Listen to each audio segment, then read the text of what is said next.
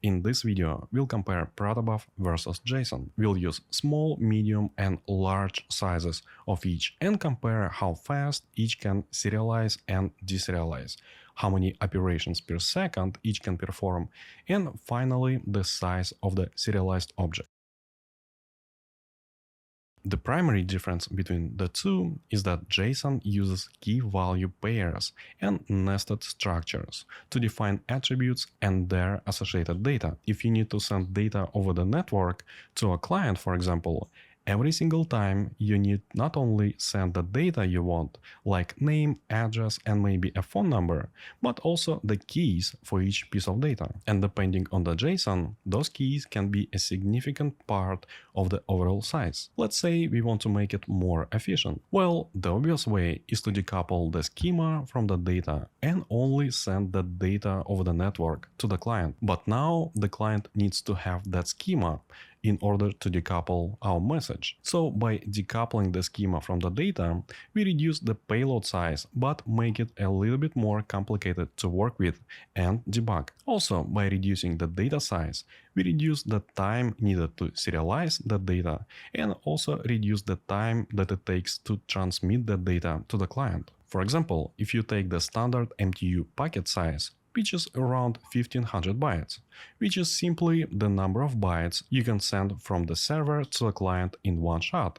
By using Protobuf, you can fit more bytes in that packet and send it over the network and increase the overall performance, since you can send more of the same data more quickly to the target, since Protobuf messages are smaller. Also, Protobuf is widely adopted, and based on the same Protobuf message definition, you can generate code stubs for any language you want. So, for example, if you have Rust server and Python client, you can generate both SDKs and easily integrate your applications. It's actually very easy to work with Protobuf, and in the next video, I'll cover and compare gRPC versus REST. Another cool feature of Protobuf is that you can start with one message definition, evolve it over time by adding more fields, and still maintain backward and forward compatibility. This means that old clients generated from the old schemas will still be able to read initial fields, while new clients generated from the new schema will be able to read both old and new messages.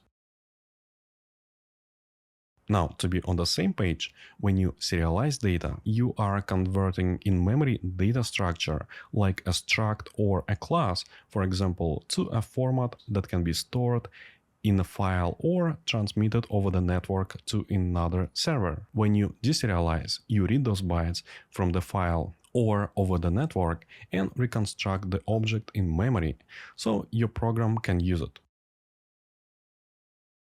Let me give you a simple example of how Protobuf encoding works. First, we need to define a schema. Let's keep it very simple and use a string for the symbol and an integer for the price. Let's say we have Apple stock, which is $280 per share right now. First of all, we need a tag that would indicate the proto field, like symbol. A tag is unique integer identifier assigned to each field, so the parser knows where to start and how to extract values. First, we need to encode the field tag and combine it with a var type, which is basically the same as JSON key, but much smaller. Here, for example, are primary var types in use. In our example, the first field is a symbol of string type, which corresponds with var type number 2. To encode the tag, here's the generic formula. First, we need to perform a left shift operation, which shifts the field number 3 bits to the left, and then combine the shifted field number with the var type by setting the lowest 3 bits to the var type value. Let's go over a simple example. This is 1 in binary representation, and we have to shift it to the left, which becomes 8. Now it reserves the bottom 3 bits for the var type, while the higher bits hold the field number. Next, we need to perform a bitwise OR operation. It returns 1 if at least one of the corresponding bits is 1, otherwise 0.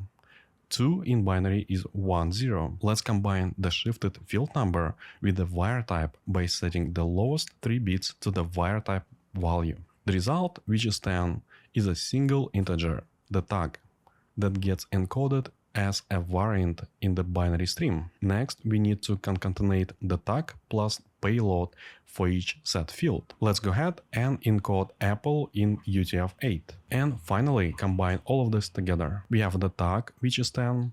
Then we have the length of the string, which is 4 in this case, and encoded Apple value. And we use hex to represent it instead of a binary, just because it's smaller and easier to read. Next, encode the second field for the price. The field number is 2, and we also need to shift it left 3 bits, and we get the wire type, which is 0. After performing bitwise OR operation, we get 16 or 10 in hex. Next, we need to encode 280 decimal representation to hex as well. And at the end, when we combine both fields, we get a message of only 9 bytes. Let's encode the same JSON message in hex as well. So here we get 29 bytes. So you can see, based on the schema and the length of the JSON keys, the difference in size can be huge.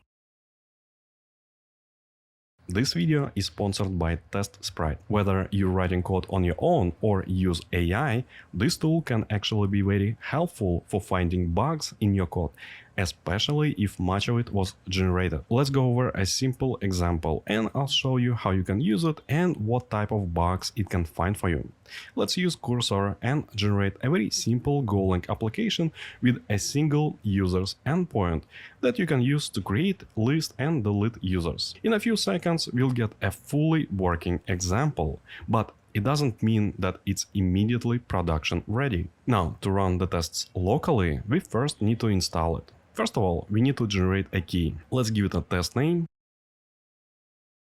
copy the key. Next, you can install it just by clicking Add to Cursor. You can add your API key here as well during the installation. And that's all. You can close the settings. Now, to start testing, you can just ask TestSprite to run the tests. When you run it for the first time, you're going to need to configure it as well. You can test the backend or frontend, select the scope, and add the same API key. And finally, you need to upload the docs for your project, like what features you have, etc. In my case, I'll just upload README that was generated in the first place. Now, TestSprite is going to generate tests and run them. In a few minutes, you'll get test results and some findings. For example, some tests like get users, get user by ID, and delete user worked, but there are some issues as well. For example, there is no email validation, and since we're using in-memory store, it detected that all data is wiped out after you restart the app. So the key finding that you need to pay attention to is email validation. For now, our app would accept any email string.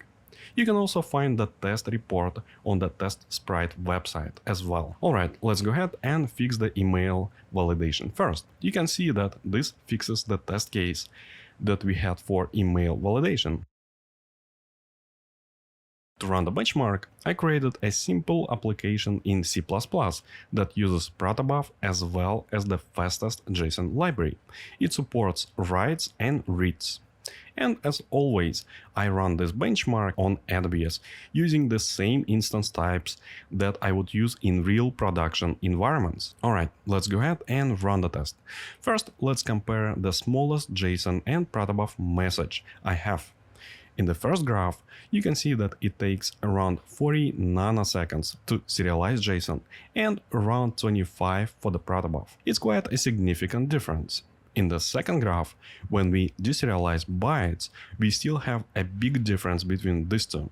And based on this, you can see how many operations per second we can perform with each format, around 6 and 5 million. And in the last graph, you can see the size of the object when we serialize.